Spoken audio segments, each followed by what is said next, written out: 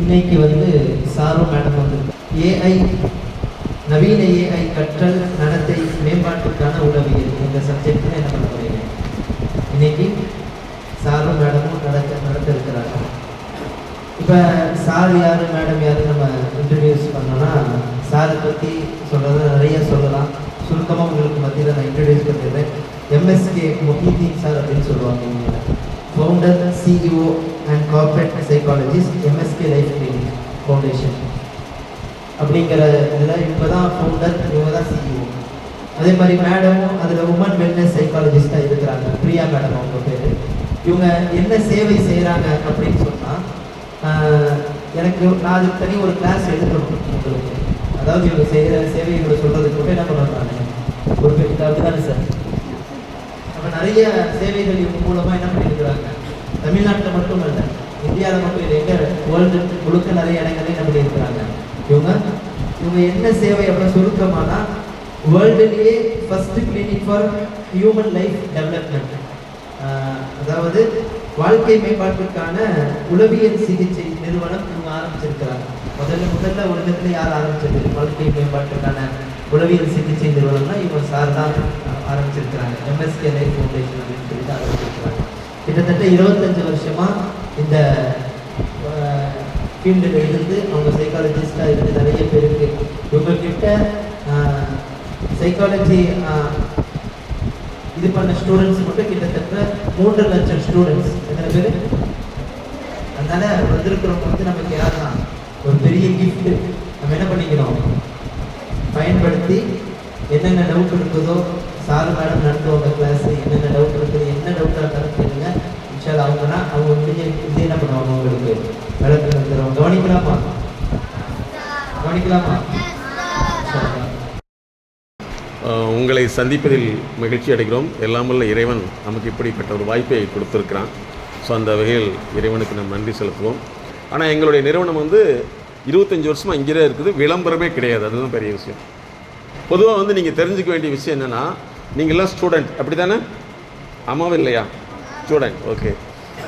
ஒரு சிலர்னால நல்லா படிக்க முடியுது, இன்னும் ஒரு சிலரால் நல்லா படிக்க முடியல. இதுக்கு என்ன காரணம்? என்னது? கான்சன்ட்ரேஷனா? அப்படியா? கான்சன்ட்ரேஷன்னா என்ன? கவனிக்கிறது. அப்போ ஏன் கவனிக்க முடியல? என்ன டிஸ்ட்ராக்ஷன்? நீங்களும் சொல்லலாம். நீங்கள் ஒன்வேவாக இருக்க வேண்டியதில்லை, நீங்களும் பேசலாம். அப்போ என்ன டிஸ்ட்ராக்ஷன் ஆகுது? நீங்களாம் ஒருத்தரமே சொல்லலாம் என்ன டிஸ்ட்ராக்ஷன் ஆகுது. சரி, இப்போ ஒன்றும் தெரியல, கண்ணுக்கு தெரியல, கண்ணு தெரியல அப்படின்னா நம்ம டாக்டரை பார்த்துருக்கோமே இல்லையா? பார்த்துருக்கோமா இல்லையா? சரி, எனக்கு கான்சன்ட்ரேஷன் வரல அப்படின்னு யாராவது டாக்டரை பார்க்கணும் இது வரைக்கும் யாராவது உங்களுக்கு சொல்லியிருக்காங்களா? உங்களுக்கு எங்களுக்கும் சொல்லி தரல.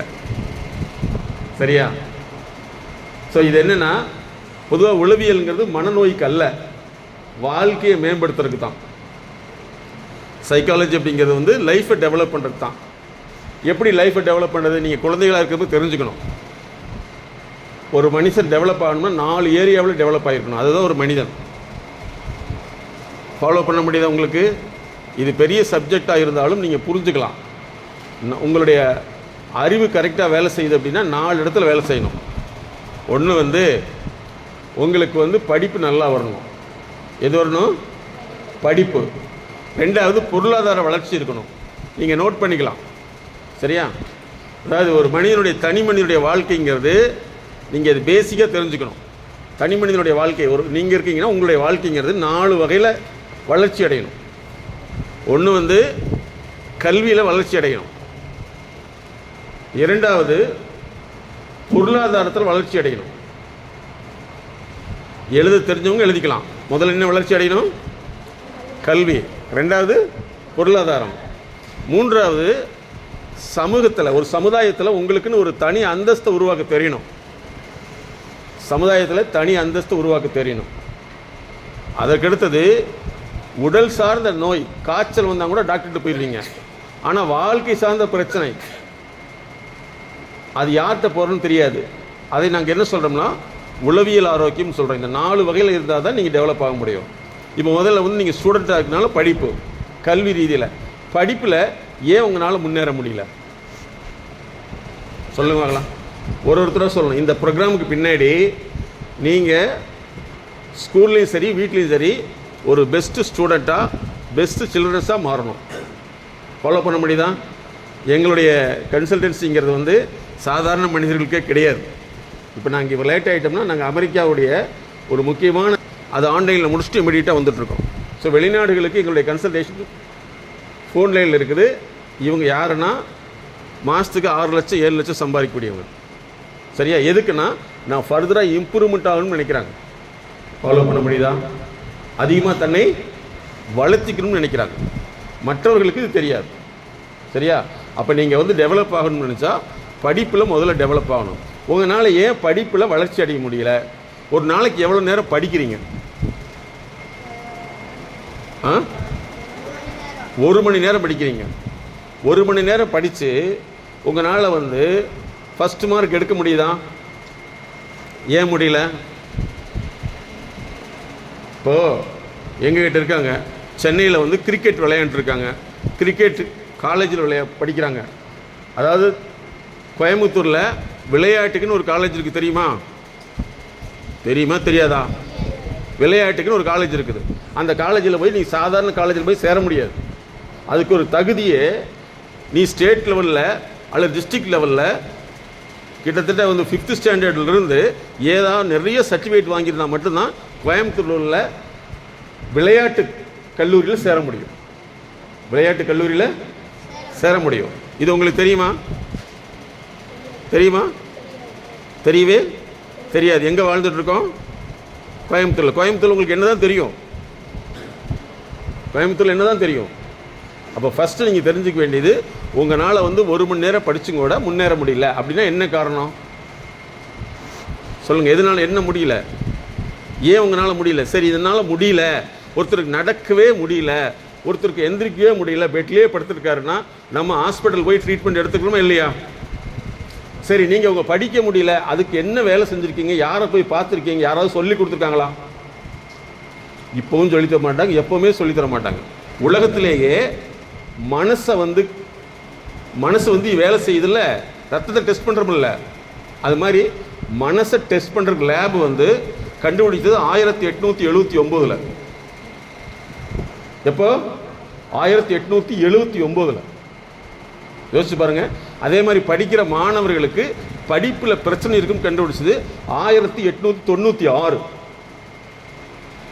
இப்போ 2022 வரைக்கும் மாணவர்களுக்கு என்னென்ன பிரச்சனை இருக்குதுன்னு கண்டுபிடிச்சிருக்காங்க. ஆனால் இது எப்போவுமே வெளியவே வராது. ஏன்னா சாதாரண மக்களுக்கு டியூஷன் டுட்டோரியல் போனால் போது மட்டும்தான் சொல்லி தருவாங்க. அதற்கு மேல் சொல்லித்தர மாட்டார்கள். ஏன்னா சொல்லித்தரதுனால இவங்க வளர்ச்சி அடைய மாட்டாங்கிறதான் உலக ஆய்வு. அதனால தான் மேக்ஸிமம் எங்களை மாதிரி உள்ள ஸ்பெஷலிஸ்ட் வெளியே தெரிய மாட்டேங்குது. அதில் வந்து உங்கள் நிறுவனத்தில் சேர்ந்தவங்க என்னை பற்றி தெரிஞ்சதுனால வந்து ரொம்ப வருஷமாக சொல்லிகிட்டு இருக்காங்க. அது இந்த சமயத்தில் வாய்ப்பு அமைஞ்சிருக்குது. ஸோ அதனால் ஸ்டூடெண்ட், டியர் சில்ட்ரன்ஸ், நீங்கள் என்ன செய்யணும்னா உங்களால் படிக்க முடியாததுக்கு என்ன காரணம் அப்படின்னு ஒரு 5 காரணங்கள் சொல்லுங்க பார்க்கலாம். படிப்பில் படித்து கூட அதிக மதிப்பெண் எடுக்க முடியல அப்படிங்கிறது சொல்லுங்க பார்க்கலாம். இந்த ப்ரோக்ராம் பேர் MSK ப்ரோக்ராம். நோட் பண்ணிங்க. MSK ப்ரோக்ராம்ங்கிறது நாங்கள் கண்டுபிடிச்ச கண்டுபிடிப்பு, ஒரு கோட்பாடு. என்னென்னா மனப்பதிவுசார் அறிவு, மைண்ட் செட் நாலேஜுங்கிறது நாங்கள் கண்டுபிடிச்ச ஒரு தியரி, கோட்பாடு. அந்த அடிப்படையில் தான் எங்களுடைய நிறுவனம் உலகம் முழுவதும் சேவைகள் ஆட்டிகிட்டு இருக்குது. இந்த ப்ரோக்ராம் பேர் MSK ப்ரோக்ராம். உங்களால் படிக்க முடியல, அது உங்களுடைய காரணங்கள் என்ன? படிப்பு அப்படிங்கிறது வந்து படிக்கிறது இல்லை. சரியா? அது பேர் நாங்கள் என்ன சொல்கிறோம்னா லேர்னிங் சொல்கிறோம். லேர்னிங் என்றால் கற்றுக்கொள்ளுதல். இதில் என்னென்ன இருக்குதுன்னு சொன்னால் ஃபஸ்ட்டு வந்து ரீடிங். சரியா? அதுக்கடுத்து வந்து காம்ப்ரிஹென்ஷன். ஓகே. அதுக்கடுத்து அண்டர்ஸ்டாண்டிங். ஓகே. நெக்ஸ்ட்டு அதுக்கடுத்து வந்து ரைட்டிங். ஓகே. தென் ரீகால். அதுக்கடுத்து ரீடென்ஷன். சரியா? இதில் வந்து வரக்கூடியது தான் கான்சன்ட்ரேஷன். இதுக்கு அடுத்து ஒன்று இருக்குது, அதுக்கு பேர் லிசனிங். சரியா? லிசனிங். இந்த மாதிரி வந்து இதுக்கு பேர் லெக்சிக் தெரப்பின்னு சொல்கிறோம், அதாவது கற்றல் சிகிச்சைன்னு சொல்கிறோம். இது உலகத்திலே நாங்கள் தான் கண்டுபிடிச்சோம். இதுக்குன்னு கிளினிக் எங்களுடைய நிறுவனத்தில் தனியாக லேர்னிங் கிளினிக்னே வச்சுருக்கோம். அதே மாதிரி இதில் உள்ளதை கண்டுபிடிக்கிறதுக்கு ரத்தத்துக்கு லேப் இருக்குது. அதே மாதிரி நாங்கள் வந்து லேர்னிங் லேப்னு வச்சுருக்கோம், லேர்னிங் லேப். அப்போ இதில் உள்ள பிரச்சனைகளை உங்களுக்கு நான் பதில் மாதிரி சொல்லி உங்களுக்கு கொண்டு வர முடியாது. உங்களுக்கு ஒரு கேட்குற கேள்விக்கு நாங்கள் சொல்கிறது பதில் ட்ரீட்மெண்ட்டாக மாறாது. அப்போ ஒரு ஸ்டூடெண்ட்னா இவ்வளோ விஷயங்களை தெரியணும். இது வந்து பள்ளி கல்லூரிகள் சொல்லித்தராது. அவர்களுடைய வேலை வந்து உங்களுக்கு இருக்கிறத திருப்ப சொல்லி கொடுக்கிறதானே தவிர இதில் உள்ள பிரச்சனையை கண்டுபிடிக்கிறது அல்ல. ஃபாலோ பண்ண முடியுதா? அப்போ இதுக்குள்ளே வரக்கூடிய இதில் பார்த்தீங்கன்னா நிறைய பொதுவாக ரீடிங் அப்படின்னு எடுத்துட்டிங்கன்னா அதில் நிறைய காம்பனண்ட் இருக்குது. ஒரு சிலருக்கு வந்து இப்போ நான் உங்ககிட்ட கேட்குறேன், எத்தனை பேருக்கு படிக்கிறப்ப அப்படியே பார்த்துட்டே இருப்பீங்க, திடீர்னு மனசுக்குள்ளே ஒரு பாட்டு ஓட ஆரம்பிச்சிடும். இருக்குதா இல்லையா? கை தூக்குங்க. வெரி குட், கரெக்டாக சொல்கிறீங்க. திடீர்னு ஒரு பாட்டு வர ஆரம்பிச்சிடும். அதுக்கப்புறம் என்ன செஞ்சிருவீங்க? அந்த பாட்டை காது கேட்பீங்களா இல்லை மனசில் காட்சியாக வருமா? மனசுக்குள்ள காதுக்குள்ளே வந்து பாட்டாக வருமா இல்லை அப்படி காட்சியாக வருமா? காட்சினா பிக்சராக வருமா? என்ன வரும்? பிக்சராக வரும். அந்த பிக்சரோட நீங்கள் வாழ்ந்துட்டு இருப்பீங்க. அங்கே நடிகர் இருக்க மாட்டாங்க. யார் இருப்பாங்க? நீங்கள் தான் அங்கே இருப்பீங்க. இதை உடனே வந்து நான் உங்கள்கிட்ட சொல்கிறேன், all student please delete your dream அப்படின்னு சொன்னால் முடியுமா? முடியவே முடியாது. அதுக்கு வந்து நாங்கள் நிறைய ப்ராசஸ் வச்சுருக்கோம். அதை ஒன் பை ஒன்னாக செஞ்சு தான் அதை மாற்ற முடியும். அப்படி தான் இது வரைக்கும் எங்களுடைய ஸ்டூடெண்ட் வந்து 178 பேர் டாக்டர்ஸ் இருக்காங்க. சரியா? அதே மாதிரி 9th வந்தவங்க +2 இதெல்லாம் முடிச்சுட்டு இன்றைக்கி நம்பர் 1 ஸ்டூடெண்ட்டாக இருக்காங்க. எங்களுடைய ஸ்டூடெண்ட் உலகளாவிய முறையில் மிகப்பெரிய ஆளுகளாக இருக்காங்க. ஆனால் இதெல்லாம் விளம்பரத்துக்கு வராது. என்றைக்குமே வந்து பொதுமக்களுக்கு கொடுக்கக்கூடியது சாதாரண விஷயம்தான். ஸ்பெஷல் பீப்புள் தான் ஸ்பெஷலிஸ்ட்டை பார்ப்பாங்க. ஃபாலோ பண்ணி ஸ்டூடெண்ட். அப்போ உங்களுக்குள்ளே இங்கே இவ்வளோ பிரச்சனை இருக்கிறப்ப உங்கள் வீட்டில் வந்து படி அப்படின்னு சொன்னால் முடியுமா? அல்ல உங்கள் அப்பாவெல்லாம் கூப்பிட்டு இந்தாங்க நீங்கள் நல்லா சம்பாதிங்க அப்படின்னு சொன்னால் முடியுமா? இது நான் சொல்கிறது ஒரு லேர்னிங்கில் ஒன்றே ஒன்று. இதில் எத்தனை வகை இருக்குன்னா நல்லா நீங்கள் தெரிஞ்சுக்கணும். உங்களுக்கு புரியுதோ புரியலையோ இப்படி ஒன்று தெரிஞ்சுங்க. இதில் வந்து academic learning, curricular learning, behaviour learning, communication learning, corporate learning, professional learning, international learning இவ்வளோ இருக்குது.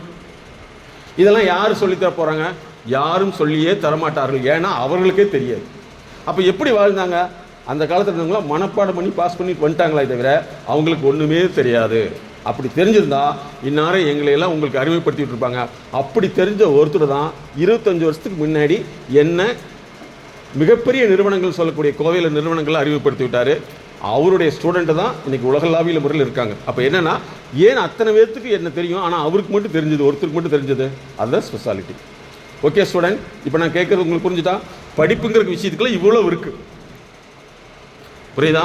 Reading, writing, comprehension, understanding, recalling, retention, okay, then listening. அதுக்கடுத்து வந்து அதை ரிப்பீட் பண்ணுறது. அதுலேயே பார்த்தீங்கன்னா ரிப்பீட் பண்ணுறதுக்கு நிறைய வகை இருக்குது. எத்தனை பேர்த்துக்கு சார் மனசுக்குள்ளேயே இருக்குது ஆனால் வெளியே வரமாட்டேங்குது? எத்தனை பேர்த்துக்கு இந்த பிரச்சனை இருக்குது? மனசுக்குள்ளே இருக்குது, எந்திரிச்சு கேட்டால் சொல்ல தெரியல. இருக்குதா? Very good. அது டைஃப்ரேஷன்னு சொல்லுவோம். எத்தனை பேர்த்துக்கு வந்து கணக்கு பார்த்தாவே பிடிக்க மாட்டேங்குது? Very nice. டைகால்குலியர்னு சொல்லுவோம். எழுத சொன்னால் எரிச்சலாக வருது, பிடிக்கவே இல்லை. எத்தனை பேருக்கு இருக்கு? இது டைகிராஃபியான்னு சொல்லுவோம். சரியா? இன்னும் ஒரு சிலருக்கு வந்து 100 தடவை வீட்டில் சத்தம் போட்டால் தான் இருக்குதா? ஹலோ, இருக்குதா இல்லையா?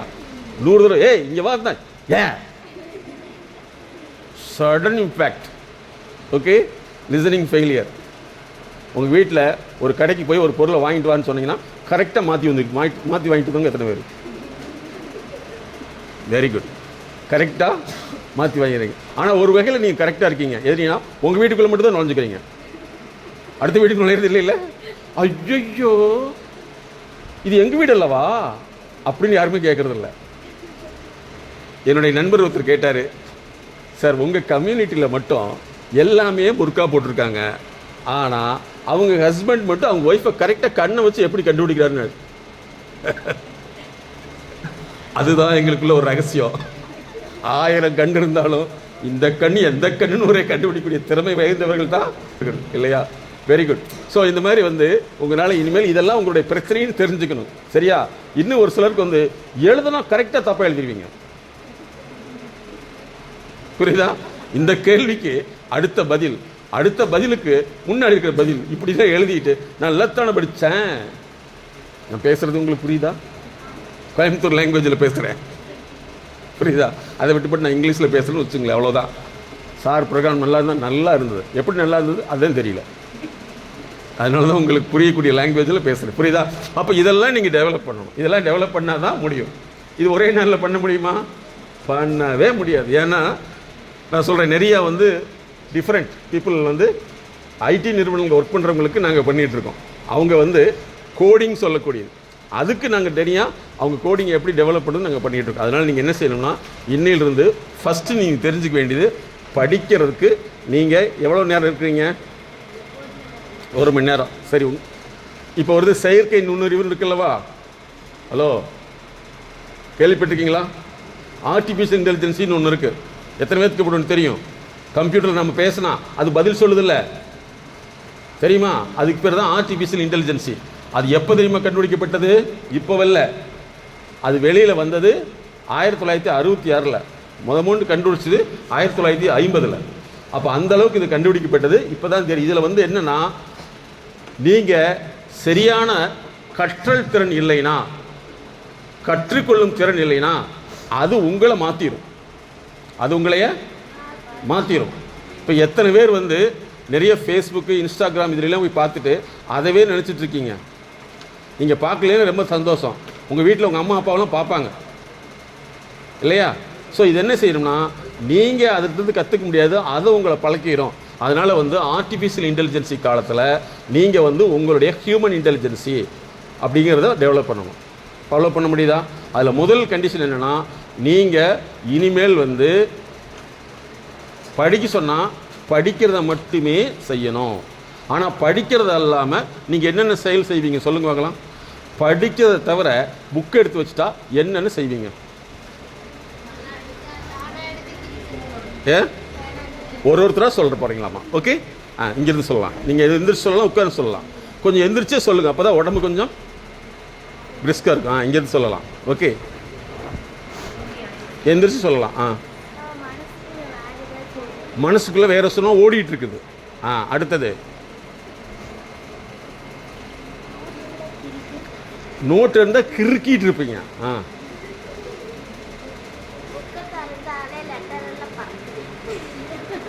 எந்த லெட்டர் பிறக்குது? ஓ, லெட்டர்லாம் பிறக்குது. ஆச்சரியமா இருக்குது சார். அடுத்தது புக்குன்னு இருந்தாவே தூக்கம் வருது. இனிமேல் தூக்க மாத்திரையே தேவையில்லை சார். ஆளுக்கு ஒரு புக்கை கொடுத்துரு, உங்கள் அம்மாவுக்கு ஒரு புக்கை கொடுத்துரு, அப்படி தூங்கிடும். Very nice. அடுத்தது ஏதாச்சும் எழுதிட்டே இருப்பேன். எதையாச்சும் எழுதுவீங்க. அறிவு இல்லையா, புத்தி இல்லையா, மூளை இல்லையா, அப்படியும் எழுதுவீங்க. Very nice. நெக்ஸ்ட், சிந்தனைகள் விடுது. அப்துல் கலாம் மாதிரி சிந்திக்கிறீங்க. Very good. இதுதான் கரெக்ட். ஃப்ரெண்ட்ஸு கூட பேசினது, ஃப்ரெண்ட்ஸு திட்டினது, அப்புறம் ஃப்ரெண்ட்ஸு கொடுக்காதது, ஃப்ரெண்ட்ஸு என்ன செஞ்சது? ஃப்ரெண்ட்ஸு மிஸ் நடத்தும்போது இவங்க 2 பேரும் பேசிகிட்டு இருப்பாங்க. ஓகே, அதெல்லாம் மனசுக்குள்ளே வருது. எப்போ வருது? புக்கை திறந்தாவே உள்ளே ஓப்பன் ஆகிடுது. Very nice, good. அடுத்தது, ஐயோ படிக்கணுமா சீ அப்படின்னு தோணுது. Very good. அப்புறம் கிறுக்கிட்டு இருப்பீங்க. Nice, very good.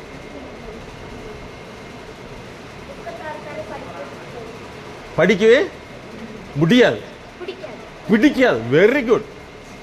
புக்கை திறந்தாவே பிடிக்கவே பிடிக்காது. அதனால நான் திறக்கிறதே இல்லை, மூடிட்டு இருந்துக்கிறேன் புக்கை. Okay, next.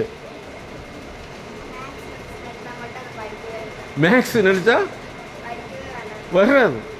எனக்கு அதே பிரச்சனை தான். Very good. மேக்ஸ் தான் பிடிக்க மாட்டேங்குது. இப்போ மேக்ஸ் மதியான கிளாஸ் எடுத்தால் எப்படி இருக்கும்? பாருங்க, தூக்கம். பல பேருக்கு துக்கம் வந்து ஐயோ மேக்ஸ் வேக்கு. அப்புறம் அவ்வளோதானா? அடுத்தது நெக்ஸ்ட், புக்கை திறந்தாவே படிக்க தோண மாட்டேங்குது. வேற என்ன தான் தோணுது? எல்லாமே தோணுது படிக்கிறத தவிர. யாராவது காலேஜ் ஸ்டூடெண்ட் இருக்கீங்களா? போக போகிறாங்க. ஃபஸ்ட் இயர் யார்?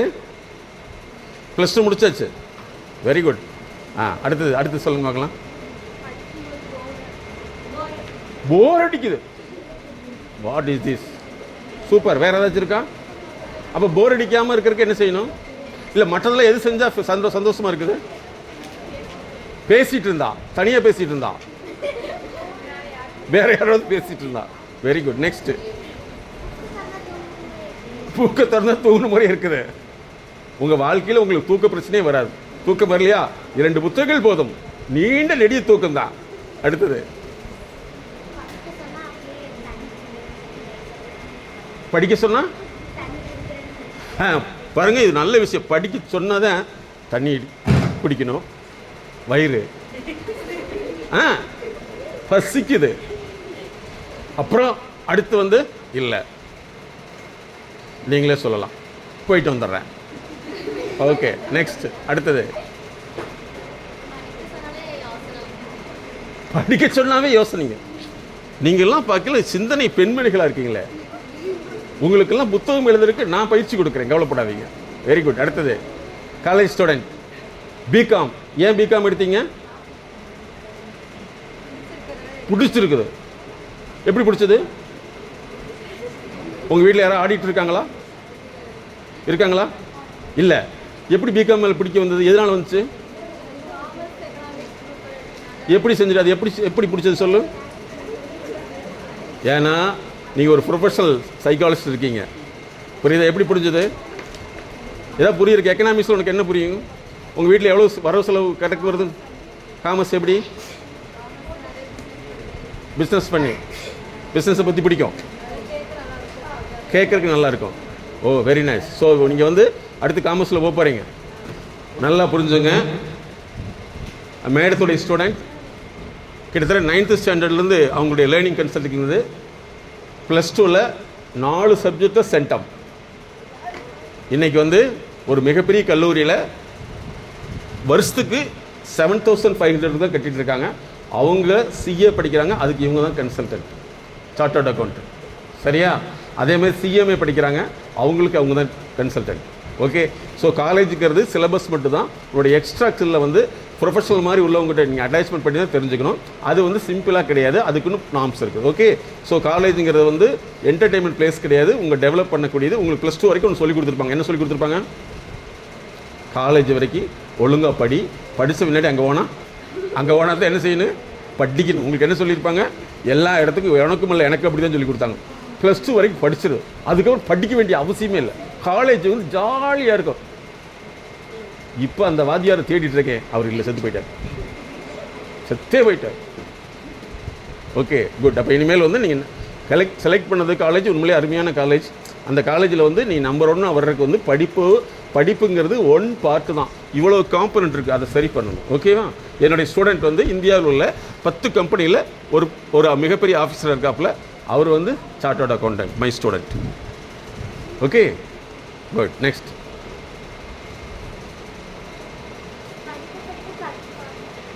கடுப்பாகுது. இந்த மாதிரி எங்கேயாவது கேள்விப்பட்டிருக்கீங்களா?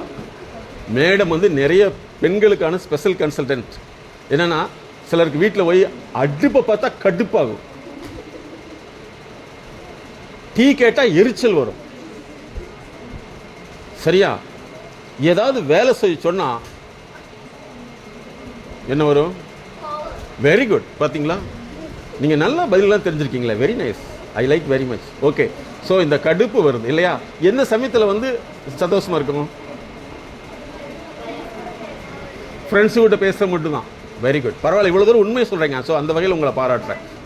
Great, very good. நெக்ஸ்ட்டு, அடுத்து,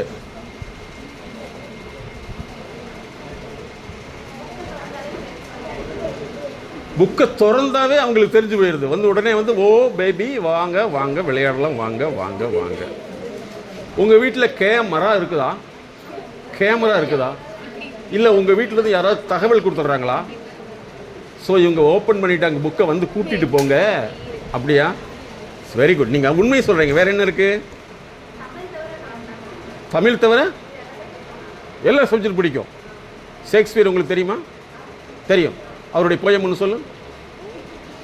What is this? உட்காருங்க. அடுத்தது என்னம்மா? Very good. சார் இவங்களுக்கெல்லாம் முதல்ல வந்து தூக்கமே வியாதியாக வரவே வராது. ஏன்னா ஒரு புக் இருந்தால் போதும், நல்லா தூங்கிடுவீங்க. உங்களுக்கு வந்து வேறு எதுவுமே வேண்டியது இல்லை. புத்தகத்தை கொடுத்தால் போதும் இல்லையா? என்னது பார்த்தீங்களா? என்னென்ன சொல்லு பாருங்க. மேக்ஸ் எடுத்தாலே படிக்கணுமா? அது இந்த பாப்பா சொல்லு. சோசியல் எடுத்தாவே மண்டை பிச்சிரும், காயில பிச்சிருது. மேக்ஸ் எடுத்தாவே வெரி குட். மேக்ஸ் எடுத்தா தான் ரெஸ்ட் ரூமே ஞாபகத்துக்கு வருது. Very good very good. நீங்களே இவ்வளோ ஓப்பனாக பேசுறது இட்ஸ் கிரேட் சார். ஸோ இவ்வளோ பிரச்சனையை வச்சுப்பட்டு இந்த குழந்தைகளை படின்னு சொன்னால் அவங்க படிப்பாங்களா சார்? நடிக்க கூட மாட்டாங்க. படிக்கிற மாதிரி நடிக்க கூட மாட்டாங்க. ஓகே, அவ்வளோதானா? ஓகே, உட்காருங்க. ஸோ என்னம்மா சொல்லுங்கள். வேறு யாரும்?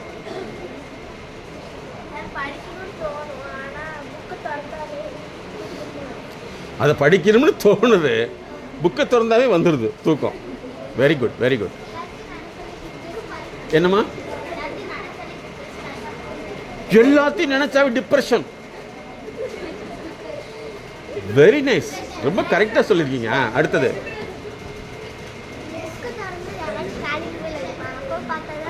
போய் கதவை போய் பாரு என்ன அப்படின்னு சொல்லுவாங்க. யார் வந்தாலும் தெரியல, போய் பார்க்க வேண்டியதான், உட்காந்தானு இருக்க, போய் பாரு அப்படின்னு சொல்லல. என்ன சரி, ஓ வெரி குட் மம்மி இல்லையா? வெரி குட் பாப், அப்படியே வெரி குட். பாருங்க இவ்வளவு பிரச்சனைகள் குழந்தைகள். ஐயோ வெரி குட்.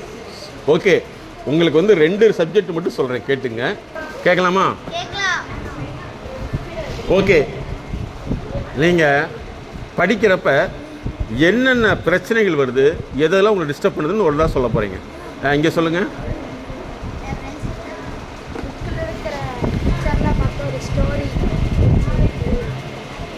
எப்படி? ஓ வெரி குட். அதாவது வந்து நீங்கள் படிக்கிறப்ப வந்து ஏதாவது அந்த பேஜில் நீங்கள் பிக்சரை பார்த்தீங்கன்னா அதை வச்சு ஸ்டோரி எழுதிடுறீங்க. இது நல்ல திறமை. இதை முறைப்படுத்தலாம், நீ நம்பர் 1 வரலாம். ஆனால் கூட அதோடு சேர்ந்து படிக்கணும். Okay, very good. நெக்ஸ்ட்டு அடுத்தது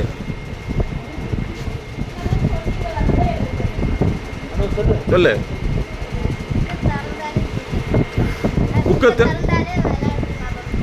புக்கை திறந்தா தூக்கம் வருது. அப்படியே தூங்கினாம இருந்தாங்க கூட விளையாட்டு ஞாபகம் வருது. Very good. அடுத்தது நெக்ஸ்ட். அப்படியா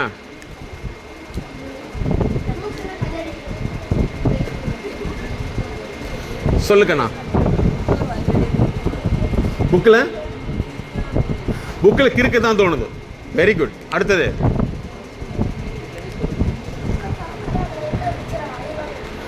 புக்கை திறந்தா அந்த பிக்சரை பார்த்து வரையணும்னு தோணுது. ஆர்டிஸ்டாக மாறலாமே. அடுத்தது புக்கை திறந்தாலே கடுப்பாக இருக்குது. Next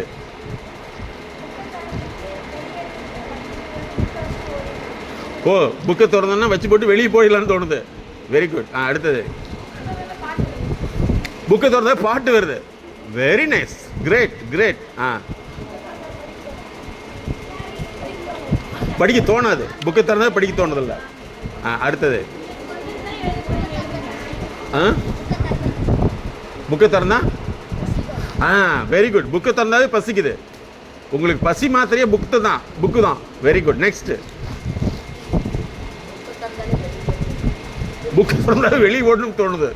great man. அப்படி இருந்தால் நீ தைரியமாக உட்காந்து படிக்கிற பார்த்தியா? Great man. நெக்ஸ்ட் வெறியா வருது, புக்கை திறந்தா வெறி வருது. சூப்பர். அடுத்தது படிக்கிறத விட்டு ஓடி போயிடலாம். உண்மையை சொல்றீங்க, கிரேட். அடுத்தது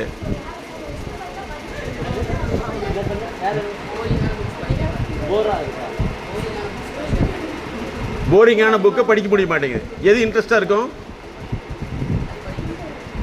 எது? அதை எந்த புக் இன்ட்ரெஸ்டா இருக்கும்? பிசிக்ஸ். பரவாயில்லையே, அப்துல் கலாம் மாறிடலாம். அடுத்தது புக்கு தூக்கம் வருது.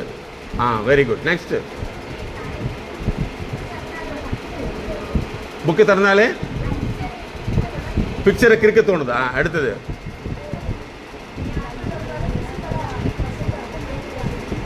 புக்கு திறந்தா பசிக்குதா? அப்புறம் படிக்கலான்னு தோணுதா?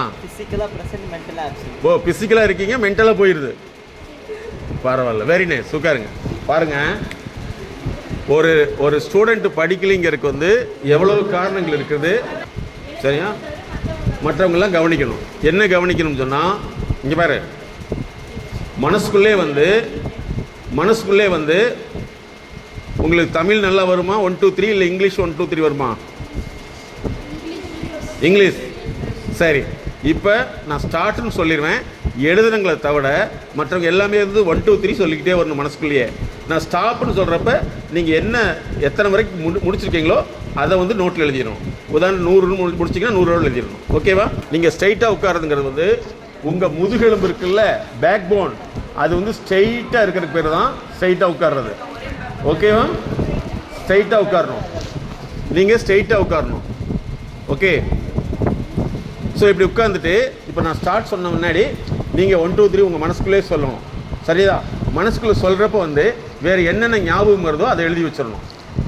புரியுதா? 1 2 3 சொல்கிறாங்க, மனசில் வந்துச்சுன்னா அது என்ன வருதுன்னு உங்கள் நோட்டில் எழுதிடணும். ஓகே? நீங்கள் எழுதுகிறவங்க எழுதி கொடுத்துட்டு அடுத்தது செய்யணும். இந்த சப்ஜெக்ட் எது வந்தாலும் எழுதிடணும். ஓகேவா? Okay, start. நீங்கள் எழுதுறவங்க எழுதிட்டே இருக்கலாம். இப்போ சொல்லிக்கலாம், ஒரு மனுஷனுடைய கவனம் வந்து 45 செகண்ட் தான். ஒரு மனிதனுடைய கவனம் வந்து 45 செகண்ட். அதே மாதிரி அதிகபட்சம் ஒரு மனிதனை வந்து ஒரு லைனுக்குள்ளே கொண்டு வரணும்னா 45 நிமிஷம்.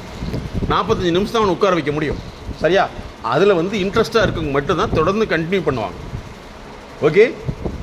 மற்றவங்கெல்லாம் வந்து அவங்க என்ன நினச்சிட்டு இருக்காங்களோ அந்த வகையில் போயிடுவாங்க. அதனால் நீங்கள் என்ன செய்யணும்னா, இப்போ நான் உங்களை ஏன் சொல்ல சொன்னேன்னா, உங்களால் சொல்ல முடியுதான்னு பார்க்கணும். அப்படி சொல்ல முடியாதப்போ நீங்கள் என்னென்ன பேசுகிறீங்கன்னு எழுதுனா தான் அதிலிருந்து இங்கே வெளியில் வரக்கு நான் ஒரே ஒரு விஷயத்தை மட்டும்தான் இந்த 2 மணி நேரம் ப்ரோக்ராமில் நானும் மேடமும் ஒரே ஒரு விஷயத்தை தான் உங்களுக்கு புரிய வைப்போம். செய்ய வைக்கிறது கிடையாது, நாங்கள் உங்களுக்கு புரிய வைப்போம். சரி, உங்கள் சொல்கிறப்ப என்னென்ன மனசில் வந்து ஞாபகம் இருக்குதா? யாருக்கா? என்னது? ஸ்பீடாக எழுதணும் ஞாபகம் வந்து என்னென்னு? Very nice, very nice. உங்களால் கவனிக்க முடியுதா? சரி, இன்னையிலிருந்து ஒன்று செய்யணும். படிக்கிறது எதுக்கு அப்படின்னா, உங்களுடைய மூளையை சரிப்படுத்துறதுக்கு. படிக்கிறதுங்கிறது எதுக்கு? உங்களுடைய மூளையை சரிப்படுத்துறதுக்கு. அப்போ மூளை வந்து சரியாகலைன்னா படிக்க முடியாது. புரியுதா? மூளை வந்து சரியில்லைன்னா படிக்க முடியாது. மூளையை வந்து சரி பண்ணணும்னா படிக்கணும்.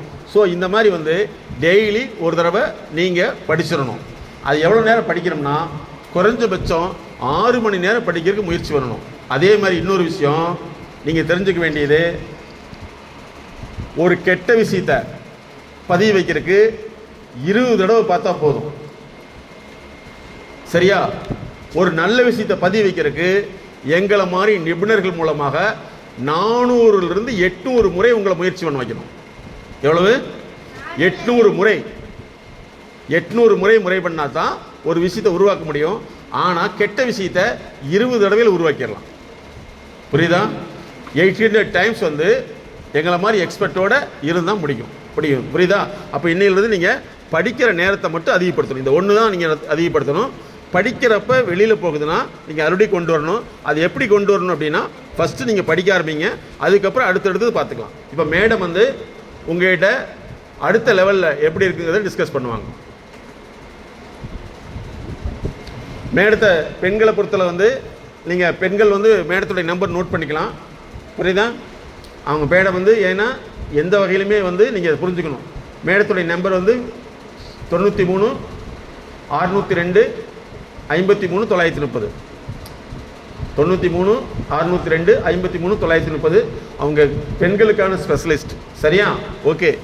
அவங்கள பற்றி சொல்லணும்னா உலகத்திலேயே முதலாக பெண் குழந்தைகளுக்கான முதலுதவி மையத்தை அவங்க தான் உருவாக்கி வச்சுருக்காங்க. ஜஸ்ட் கால்னு சொல்லிட்டு அந்த நம்பர் தான் உங்கள்கிட்ட கொடுத்துருப்பான். இப்போ மேடம் வந்து உங்கள்கிட்ட டிஸ்கஸ் பண்ணுவாங்க. நிறையா பெண்களை வந்து அதிக மதிப்பெண் எடுக்க வச்சுருக்காங்க, அதிகமாக அவங்க வாழ்க்கையில் ஜெயிக்க வச்சுருக்காங்க, தொழில்துறையில் மிகப்பெரிய சாதனை பெண்களாக மாற்றிருக்காங்க. சொல்ல முடியாத அழுத்த நினைவுகள், அடக்க முடியாத அழுகை, கட்டுப்படுத்த முடியாத கோபம், தாங்க முடியாத கஷ்டம், தன்னை யாரும் புரிந்து கொள்வதில்லை என்ற ஏக்கம், அதிகமான பயம், தூக்கமின்மை, உடல் சார்ந்த வலி, இன்னும் இது போன்று பல சிக்கல்களிலிருந்து விடுபட நாங்கள் உதவுகிறோம். அணுகவும். உளவியல் முதல் உதவிக்கு MSK just call 93 602 53 930. MSK life clinic foundation.